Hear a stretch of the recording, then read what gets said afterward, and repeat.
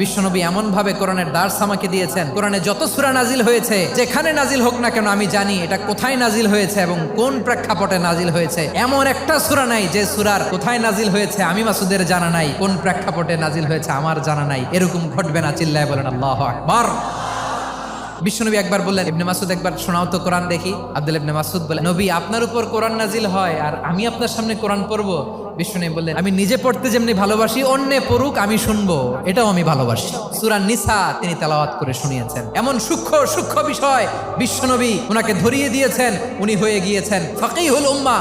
ওনার চাইতে বড় ফকি এই পৃথিবী আর দেখবে না। উনি বিশ্বনবী সবার কাছে কোরআন শোনায়, কিন্তু বিশ্বনবী নিজে মাসুদের, আব্দুল্লাহ ইবনে মাসুদের কাছ থেকে কোরআন শুনতো। ওমরে ফারুকের সময় কুফার বিচারপতি ছিলেন, তাহলে উনাকে বিশ্বনবী বানিয়েছেন আইনবিদ, ফাকিহ। হিউম্যান রিসোর্স ডেভেলপমেন্ট কিভাবে করবেন, মানব সম্পদের উন্নয়ন কিভাবে করতে হয়, কিভাবে যার যেখানে প্রতিভা কাজে লাগাতে হয় উনি দেখিয়েছেন। সুবহানাল্লাহ পড়বেন না?